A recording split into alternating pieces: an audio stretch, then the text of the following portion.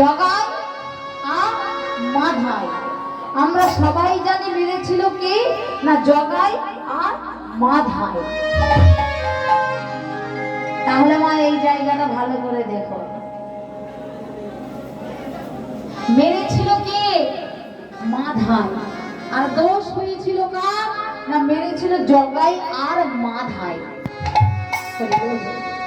তাহলে মা এই যে জগাই আর মাধাই মেরেছিল, জগাই কিন্তু মারেনি কেন? তাহলে এখানে লক্ষ্য করে দেখো, যদি একজন ওই ব্রাহ্মণের সঙ্গে থাকে বা সৎ ব্যক্তির সঙ্গে যদি একটি চোর থাকে বা ওই সাধুর সঙ্গে যদি একটি চোর থাকে, সাধু যদি ভালো কাজ করে তাহলে চোরেরও নাম হবে যে নারে চোরের সঙ্গে ছিল, ভালো কাজ করেছে, চোর সাধু হয়ে গেছে। কিন্তু একটি সাধু যদি চোরের সঙ্গে থাকে কি বলবে? ওই সাধুটা চোর হয়ে গিয়েছে। ঠিক তেমন মেরেছিল মাধাই, দোষ হয়েছিল বাবা জগাই আর মাধাই। তাহলে মেরেছিল কেন? অভিশাপ। তাহলে একটু আমাকে পিছিয়ে যেতে হবে। আচ্ছা, রাম কোন যুগে বলেছিলেন? আমি ভুলে গেছি, কোন যুগে রাম ছিল?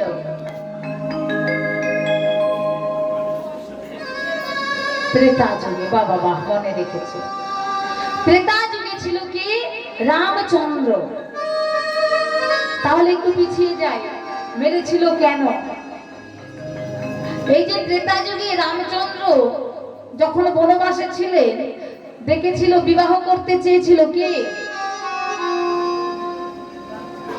রামকে বিবাহ করতে চেয়েছিল কে? চেয়েছিল শূর্পণখা। শূর্পণখা বলছে, হে রাম, আমি তোমায় বিবাহ করব, তুমি আমায় বিবাহ করো। তখন রামচন্দ্র বলেছিল, শূর্পণখা, আমার তো বিবাহ হয়ে গিয়েছে, তা তুমি আমার ভাইকে বিবাহ করো, আমার ভাই লক্ষণকে বিবাহ করো। শূর্পণখা বলেছিল, না না, আমি তোমাকেই বিবাহ করব। বারবার যখন এই কথা বলছে, লক্ষণ আর থাকতে পারলেন না। কি করলেন? ওই শূর্পণখার নাকটা কেটে ফেললেন। এই জগাই আর মাধাই ত্রেতা যুগে কে ছিল বলুন তো?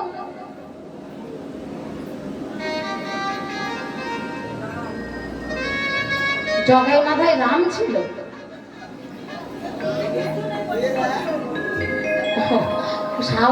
শাশুড়ি আর বৌমা ভাগাভাগি করে বলছে যে আমি কেন একা মার খাবো, তোকে নিয়ে মরবো, তাই তাই।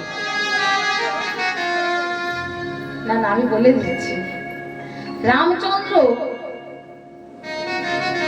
যখনই ওই শূর্পণখার নাকটা কেটে ফেলেছে, শূর্পণখা সঙ্গে সঙ্গে বলে উঠলেন যে, হে রাম, আমি তোমায় বিবাহ করতে চেয়েছি বলে তুমি আমার নাকটা কেটে ফেলেছো। আমি অভিশাপ করছি, আগত কলিযুগে আমার দাদারা তোমার মাথা ফাটিয়ে রক্ত বের করবে করবে করবে। তাহলে শূর্পণখার দাদা কে হচ্ছে বলো? রাবণ আর কুম্ভকর্ণ। তা এই রাবণ আর কুম্ভকর্ণ কলিযুগে হয়েছিলেন। কে হয়েছিল? এখনই বলে দিয়েছি, জগাই আর মাধাই। অভিশাপ। শূর্পণখা অভিশাপ দিয়েছে যে আমার দাদারাও ওই তোমার মাথা ফাটিয়ে রক্ত বের করবে। তাই সেই ত্রেতা যুগে যে অভিশাপ করেছিল, কলিযুগে আমার রামচন্দ্র, এই কলিযুগে আমার মহাপ্রভু বাবা নিজে মার খেয়েছিল, কিন্তু কাউকে মারেনি। আমার মহাপ্রভু এই দাঁড়ে দাঁড়ে নাম বিলিয়েছিলেন। কি নাম? মহামন্ত্র নাম, হরি নাম। তাহলে এই যে হরি নাম বিলিয়েছে দ্বারে দ্বারে, এই গোলকের গোপনের বাঞ্ছিত ধন হরি নাম। তাহলে মা, এই যে কলিযুগের বাঞ্ছিত ধন কোথায় ছিল? কোন লকারে ছিল? আমরা সোনা দানা যেমন ভালো গুছিয়ে ওই সিন্ধুকের মধ্যে রাখি বা শোকেসে রাখি, আলমারিতে রাখি, ভালো করে গুছিয়ে রাখি, তাহলে আমাদের এই গোলকের বাঞ্ছিত ধন কোথায় রেখেছিল? কোথায় ছিল? এই বাঞ্ছিত ধন ছিল কোথায়? না রাধা রানীর লকারে। তাহলে রাধার লকারটা কত বড়!